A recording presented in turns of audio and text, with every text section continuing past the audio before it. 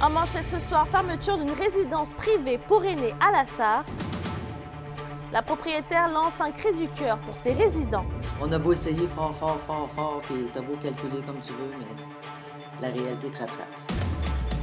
Le 3/4 des sentiers de motoneige sont ouverts dans la région. D'ici une semaine, là, 100% des sentiers vont être ouverts.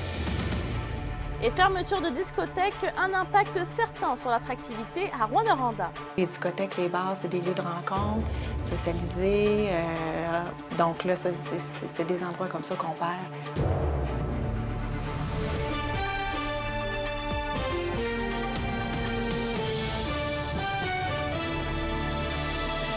Bonsoir et bienvenue au TVA de 18h. L'incertitude plane sur une douzaine de personnes âgées résidentes de la maison Andrea qui est située à La Sarre. La résidence fermera définitivement ses portes en mars prochain. Reportage d'Alexandre Cabana. C'était une journée des plus tristes, mais bon, ils sont relocalisés, là. Le cœur brisé, la propriétaire de résidence Andrea, Caroline Girard, déplore le manque de soutien financier de la part du gouvernement et estime que c'est entre autres l'augmentation du coût de la vie qui la pousse à devoir mettre la clé à la porte. Une douzaine de ses résidents doivent maintenant se trouver un nouvel endroit où vivre. Le gouvernement n'a pas pu vous aider à travers quelque part là-dedans, une subvention? Oh non! Non. Oh non? Oh non, on n'a pas eu d'aide. On a reçu une subvention à un moment donné dans le début de la COVID, mais il faut le remettre, donc... C'est une belle petite gang, mais on n'arrive pas avec ça. Non. On a beau essayer fort, puis t'as beau calculer comme tu veux, mais la réalité te rattrape. Les résidents ici martèlent leur déception de devoir quitter cette maison qui est depuis plusieurs années leur chez-soi. Oui, je m'en venais essayer de mourir, moi. Parce qu'on était proche de tout. Mais la bourse, je ne serais pas autonome autant que ça. Pourquoi? Mais c'est loin de tout, là. J'avais tous les soins, mais j'avais mon bain, j'avais tout. Pas de bonne raison de partir pour vous, là. Non, je m'en vais parce que j'ai pas de choix. C'est jamais parfait nulle part, mais ici, c'est assez parfait pour que je cite. C'est dur de déménager quand tu vieillis, là, en plein hiver quasiment, là. Mais au-delà de la fermeture imminente pour la maison pour personnes âgées, Andrea, est-ce qu'il n'y aurait pas une tendance à l'échelle québécoise, peut-être une raison qui pousserait les résidences pour personnes âgées à mettre la clé à la porte? L'équation est très simple. C'est qu'on a des revenus, donc des revenus de loyer principalement, qui ne permettent plus de couvrir l'augmentation des coûts. Et malheureusement, on a atteint un point de rupture où les aînés ne peuvent pas payer ce que ça coûte aujourd'hui pour vivre en résidence. Donc, 90 fermetures au Québec depuis le 1er avril et seulement 12 nouvelles résidences. Donc, on est même en recul sur le nombre total d'unités. Le regroupement québécois des résidences pour aînés est d'avis que le gouvernement multiplie peut-être les annonces pour les aînés, mais pour ce qui est des mesures mises en place dans l'immédiat, les couleurs des sommes d'argent n'est toujours pas en vue. On est dans la base, là, mais vraiment dans la base des besoins de l'être humain. Alors, s'il y a un endroit où il ne faut pas couper ces biens-là, je vous dirais même qu'il faut réinvestir. Alexandre Cabana, RNC Nouvelles, à La Sarre. Avec la bordée de neige qui est tombée en fin de semaine, la préparation des sentiers de motoneige a pu débuter. Et qu'Emilia, on peut dire que les opérations vont plutôt de bon train dans la région. Oui, tout à fait, Mélissa. Près de 70% des sentiers là, sont actuellement accessibles en Abitibi-Témiscamingue. Et je me suis entretenue là, avec différents clubs de motoneigistes de la région et ils m'ont tous confirmé que des équipes étaient sur place jour et nuit là, pour y travailler et pour pouvoir surfacer les pistes. Et donc, les opérations vont se poursuivre dans les prochains jours, ça c'est certain. Donc, ça va se poursuivre, oui. Les sentiers sont beaux, puis la semaine prochaine, en fin de la semaine prochaine, on devrait tout être ouvert. Puis la cédule normale de surfaçage va commencer à partir de jeudi, probablement, qu'on va commencer notre cédule normale de surfaçage annuel. Je peux dire que les sentiers sont, au premier passage, probablement tout fait aujourd'hui ou demain. Et on a commencé à faire l'entretien régulier des sentiers. Ça veut dire que nos sentiers devraient être là, presque prêts d'ici mercredi là, en entier. Là. Et qu'Emilia, on est justement en pleine semaine internationale de la sécurité à motoneige. Oui, Mélissa, jusqu'à dimanche prochain, il y a des actions là, qui vont se tenir pour pouvoir sensibiliser et assurer la sécurité des motoneigistes dans les sentiers. D'ailleurs, il va y avoir une présence plus accrue là, des policiers de la Sûreté du Québec dans les sentiers. Et les clubs de motoneige de la région rappellent qu'il est très primordial là, de demeurer sur les sentiers balisés, de ne pas aller sur les plans d'eau et surtout de respecter la signalisation. Et d'ailleurs, par rapport à la signalisation, les clubs de motoneigistes confirment qu'il y a eu beaucoup de bris, de vandalisme de panneaux de signalisation, ce qui pourrait éventuellement nuire ou bien nuire à la sécurité, oui, des motoneigistes. Donc, je vous laisse entendre le vice-président de l'Association des clubs de motoneigistes du Québec à ce propos. Il y a des clubs là, qui ont répertorié des sections de sentiers où il y avait 80 des panneaux de signalisation qui avaient été volés. C'est excessivement dangereux, c'est criminel d'enlever un panneau de signalisation stop, parce que le motoneigiste, lui, s'il ne voit pas le stop, puis il passe tout droit, puis il se fait frapper par un auto à une traverse, bien, ça peut entraîner des morts. Donc, Mélissa, si des motoneigistes là, voient que des panneaux sont endommagés ou qu'ils sont manquants, ils sont priés de communiquer avec les clubs de motoneige le plus rapidement possible. Effectivement. Merci, Kémia. Au plaisir. Sur un autre sujet, la fermeture du bar Le Chill à Rouyn-Noranda a suscité quand même beaucoup de réactions dans les dernières semaines. Mais au-delà de l'impact social, est-ce que l'attrait touristique de la ville peut être impacté à long terme par la fermeture de ces dernières discothèques? La réponse avec Anthony Dallaire.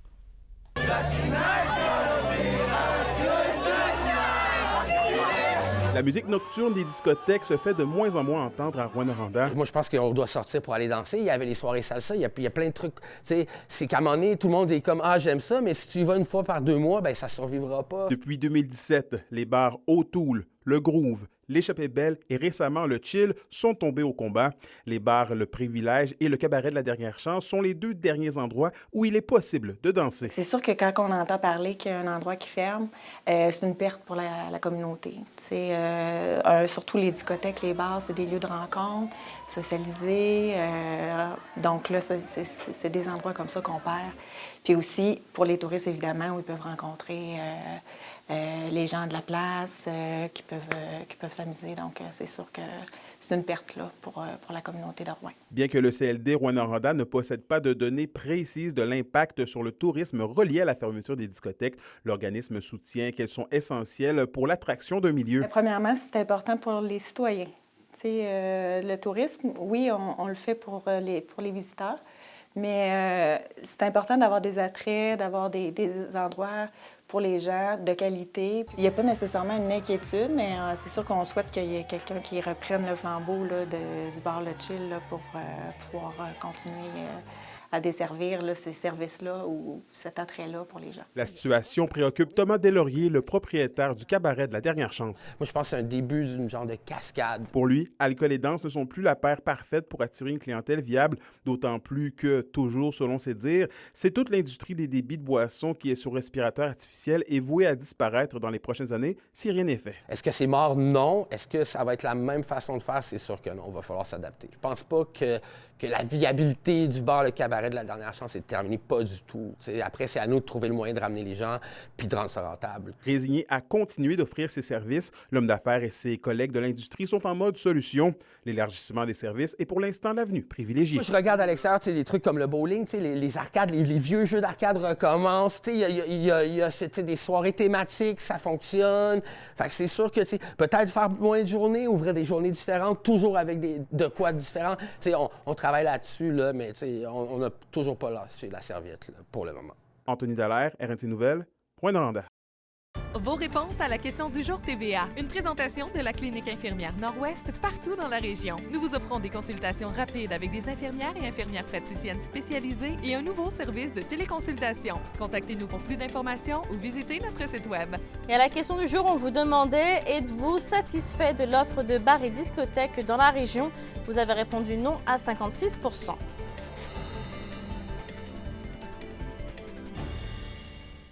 Dans les faits divers maintenant, une collision frontale survenue samedi dernier vers 16h a fait 2 blessés sur la 117. Selon la Sûreté du Québec, les 2 conducteurs ont été conduits au centre hospitalier d'Amos et on ne craint pas pour leur vie. L'accident a eu lieu dans une courbe au kilomètre 572 près de Cadillac et la route 117 a donc été fermée pendant plusieurs heures pour la sécurité des citoyens. Et on reste à Rouyn-Noranda puisque le nouveau refuge d'urgence pour les personnes en situation d'itinérance a ouvert ses portes pour la première fois la fin de semaine dernière au centre-ville et Kimberly Hall nous dresse le bilan de cette ouverture officielle. C'était une première fête de semaine d'ouverture pour ce nouveau refuge sur la rue Perrault-Est. Donc, comment ça a été? Ça a été super bien. Les gens étaient très réceptifs, là. En fait, il y a eu des gens qui sont allés coucher aussi. C'était intéressant, là. C'est sûr que là, moi, j'ai été juste le vendredi. On parle d'environ 11 personnes là, qui ont été... qui ont dormi là. Là. Pour les autres jours de la fin de semaine, là, je ne suis pas au courant encore du bilan. Là. On va faire un petit bilan à la fin de la semaine. Là. Mais c'est sûr que pour une première journée, 11 personnes, c'est parfait. C'est sûr que le but, c'est pas de remplir nos lits. Hein? Le but, c'est de pouvoir accueillir les gens et qu'il y ait assez de place pour tout le monde.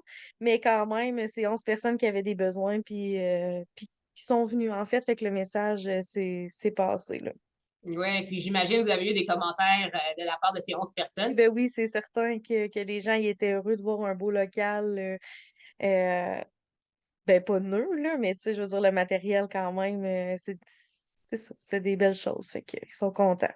Puis peut-être juste nous décrire un peu de quoi a l'air les chambres ou les commodités pour ces personnes-là. C'est un grand dortoir, hein? C'est pas des chambres, tu sais, on parle vraiment d'un refuge d'hébergement d'urgence. Donc, ça loue à 21h, ils ont accès à une douche. À une soupe repas là, avec du pain, du fromage, tout ça, puis à un lit dans un dortoir. Puis le lendemain matin, ils peuvent déjeuner et ils doivent quitter pour 8h. Pour le futur, est-ce qu'on passe à des petits changements ici et là ou c'est vraiment tout est parfait? Là? Ben, tu sais, pour l'instant, tout est parfait, là, tu sais. C'est sûr qu'on va faire un bilan plus au printemps aussi pour voir qu'est-ce qu'il y en a, puis est-ce que 20 lits, c'est le nombre nécessaire ou pas. C'est sûr que c'est toujours à réévaluer, mais on espère diminuer le nombre de lits, pas l'augmenter, là. Bien, merci beaucoup pour cette entrevue. La municipalité de Kipawa recherche un préposé au permis et à l'immatriculation pour ouvrir le plus tôt possible le comptoir de service de la Société d'assurance automobile du Québec qui est fermé depuis maintenant le 22 décembre dernier. Et depuis le départ du seul préposé, les citoyens du sud du Témiscamingue sont donc dans l'obligation de parcourir une centaine de kilomètres afin d'obtenir des services de la SAC au bureau de Ville-Marie. On rappelle que la SAC a annoncé récemment la fermeture du bureau de Ville-Marie tous les lundis dans le cadre d'un projet pilote qui inclut également le point de service de la SAR dans la région. Dans un autre dossier, réuni en assemblée générale samedi dernier, le syndicat de transport Kepa-CSN a entériné une entente de principe survenue le 8 janvier dernier entre Transport Kepa, le syndicat affilié à la Fédération des employés de services publics et le Conseil central de l'Abitibi-Témiscamingue Nord du Québec de la CSN. Ce syndicat représentant les préposés à l'entrepôt, les mécaniciens et les camionneurs s'est entendu avec l'employeur après 5 rencontres de négociation. D'une durée de 4 ans, les salaires seront majorés à environ 13%, donc 5,75% la première année, afin de tenir compte du coût de la vie. Et justement, en parlant de négociations, après 2 semaines sans déclaration aux médias, la Fédération interprofessionnelle du Québec a fait le point plus tôt ce matin sur l'état des négociations avec Québec. Et selon la presse canadienne, le syndicat qui représente notamment les infirmières n'a toujours aucune entente sur la table et ce, malgré des avancées. Les négociations vont donc se poursuivre. La FIC confirme qu'elle n'a pas l'intention pour l'instant de tenir d'autres journées de grève, à l'instar de novembre et décembre dernier. L'indice boursier minier au TVA Nouvelle 18h est une présentation de GFM Groupe Financier. Dirigeants d'entreprises et particuliers, fiez-vous aux experts de GFM pour vos placements, assurances de personnes et assurances collectives. Car pour vous, ils vont au-delà de la finance. Restez des nôtres, on va pouvoir vous dévoiler tout ce qui va se passer dans les activités hors programmation de la fête d'hiver. Maintenant que la neige est tombée, on veut profiter de l'hiver au maximum. Frilou vous attend. On se parle dans pas long.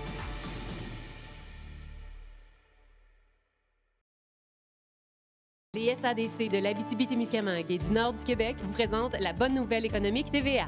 Organisé par la SADC d'Abitibi-Ouest, le 26e déjeuner de la bonne année accueillant plus d'une centaine de participants, des organismes et des entreprises, a mis en évidence l'importance de porter des actions sur la santé, l'éducation, le soutien social et la création d'emplois.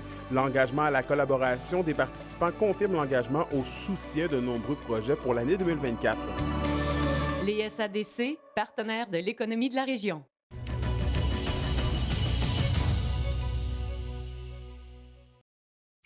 La chronique culturelle vous est présentée par Bruno et Jasmin Leclerc, denturologistes. Des cliniques à la fine pointe de la technologie pour vous servir à Lassar et à Amos. Stéphanie, on commence la semaine en grand avec Osisco en fête qui annonce le retour de la fête d'hiver de Rouyn-Noranda. La neige, Mélissa, est arrivée en même temps que cette belle programmation-là qui va se tenir du 22 au 25 février prochain, ici même, à la côte météo de Rouyn-Noranda. Je vous rappelle que c'est gratuit concernant l'accessibilité au site principal. En ce qui a trait les inscriptions aux activités sportives, c'est déjà commencé pour ceux et celles qui seraient intéressés. Et on a aussi des activités d'hockey bottine, de soccer sur neige qui vont se tenir du 23 au 25 février prochain. En plus d'avoir tout plein d'activités de compétition, on en a également pour toute la famille. Voici ce qui vous attend. En ce moment, ce qu'on annonce, c'est toutes les activités avec inscription qui sont généralement nos activités où il y a le plus de participation. Donc, on parle de le 5 km, le 10 km hivernal aussi, il ne faut pas l'oublier. Hein? C'est quand même quelque chose là, de courir quand il fait des fois moins 20. Ça prend du courage. On annonce aussi nos tournois de hockey sur neige, nos tournois de soccer sur neige, l'ouverture de notre sentier illuminé qui est là la semaine prochaine aussi. On a une programmation musicale qui va avoir lieu au QG, il va y avoir quelques petites activités dans d'autres salles de spectacle. On a aussi à la Perdrix, il va y avoir une soirée organisée par La Ruche qui s'appelle Pitch ton projet. La fête d'hiver va beaucoup se développer en dehors aussi de tout ça. C'est des activités, c'est surtout la communauté qui vient s'impliquer dans la fête d'hiver pour organiser ça. Mais c'est sûr qu'on reçoit Paul Sex, on reçoit Orange Lessard, on reçoit Simon Bellil aussi. Fait que c'est tous des bons spectacles qui vont faire du bien là, d'aller se prendre une petite boisson chaude en fin de journée. En ce moment, la neige est au rendez-vous. Donc, notre site internet, c'est fêtesdhiver.com. Toutes les inscriptions se passent là, puis on a bien hâte de vous y voir. Et Stéphanie, c'est le moment de faire place à la création avec l'appel de projet de l'Agora des Arts de Rouyn-Noranda. Oui, c'est en plein le bon moment pour les artistes de soumettre leurs projets. On évite les compagnies. On évite également ceux et celles qui œuvrent dans la musique, dans le théâtre également, à venir déposer leur candidature. Le but de ça, c'est simple, c'est d'avoir accès à un accueil en résidence. C'est le programme, la programmation Agora Plus 2024-2025 qui sont à la recherche de gens. Donc, si ça vous tente de soumettre vos candidatures, je vous rappelle que ces laboratoires-là vont servir à des œuvres qui seront présentées par la suite. Donc, l'appel à projet, c'est pour des projets de théâtre ou de musique. Ça peut être un peu art multidisciplinaire, mais il doit avoir le théâtre et la musique dans le projet. C'est des résidences de 7 jours qu'on offre, donc soit dans notre studio Boîte Noire ou dans notre salle principale. Et il y a une sortie de résidence, donc nous, on accompagne les gens, dans le fond, là, dans la billetterie, l'administration, tout ça. Et ils peuvent finalement présenter le fruit de leur semaine de création à un premier public. Puis ensuite de ça, il y a une petite médiation culturelle où est-ce qu'on discute avec les artistes là, du processus. Puis ça peut finalement les aider à rebondir pour continuer leur travail. Et pour terminer, célibataires à la maison qui vous nous écoutez présentement, restez à l'écoute demain quand on reçoit notre invité spécial qui va quand même nous parler de la 2e édition de La Vallée de l'Or en mode séduction. C'est un rendez-vous à compter de 18h. Merci Stéphanie. On fait un retour sur nos 2 équipes de la LHMQ qui étaient en action ce week-end. Fin de semaine en demi-teinte pour les Huskies et à oublier pour les Foreurs. On vous explique le tout après la pause.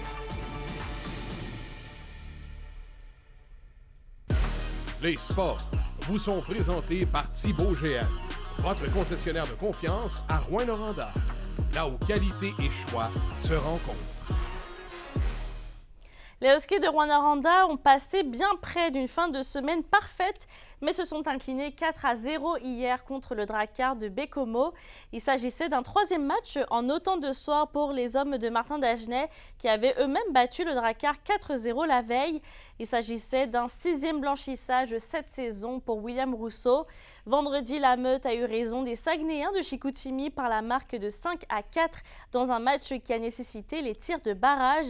Et jeudi, Rouyn-Noranda retrouve Baie-Comeau pour un troisième duel d'affilée à 19h à l'Arena Glencore.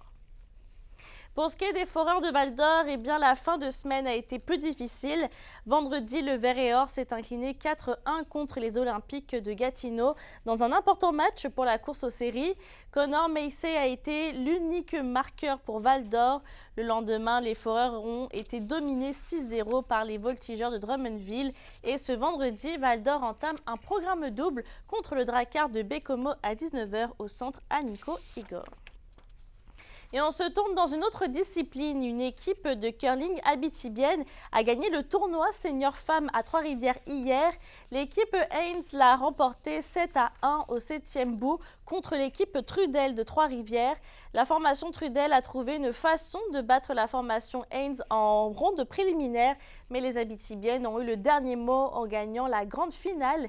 Les Abitibiennes vont donc aller à Baie-Comeau pour le championnat provincial senior féminin du 9 au 17 mars prochain. Et dans les arts martiaux maintenant, 2 karatékas de l'école Rouyn-Noranda Wadokai et 2 de l'école Hajime de Malartic se démarquent durant la compétition de première sélection au centre Claude Robillard à Montréal hier. Pour le club Wadokai, Alexandre Satarno a reçu la médaille d'or chez les ceintures noires élites combat dans la catégorie des 18 ans et plus de moins de 84 kilos. Félix Parker, ceinture brune, a remporté de son côté la médaille d'argent dans la catégorie 12-13 ans élite de combat chez les moins de 55 kilos. Et pour ce qui est du club Hajime, Thierry et Théo ont récolté respectivement la médaille d'or et de bronze dans les catégories 14-15 ans des moins de 70 kg et de 12-13 ans élite des 55 kg et plus. La météo, une présentation de Nicole Auto de la Sarre. Avec la plus grande variété de camions en région, Nicole Auto de la Sarre, capitale régionale du pick-up. Et à la météo, Stéphanie, la neige est toujours au rendez-vous. Oui, la neige et le froid. Regardez ça, comment j'ai le sourire gelé. J'ai les doigts aussi, je les sens plus du tout, mais c'est pas grave, on reste positif. En ce qui a trait ce soir et cette nuit, pour l'ensemble des secteurs, on a quand même là un gros minimum de moins 14 avec 2 cm de neige par endroit. Demain, au nord et au sud, c'est la même chose, maximum de moins 9, 40 % de probabilité d'averse de neige et un aperçu pour mercredi, 60 % de probabilité d'averse de neige, maximum de moins 11 au Témiscamingue également, avec alternance de soleil et de nuages. Passez un excellent début de semaine. Merci Stéphanie. Je termine avec Brian Parry qui est accusé notamment d'incendie de forêt de Chibougamau. Il a plaidé coupable aujourd'hui au palais de justice de Chibougamau. L'homme de 37 ans reconnaît donc être responsable de plus d'une dizaine d'incendies criminels. Sur ce, je vous souhaite de passer une belle soirée et à demain.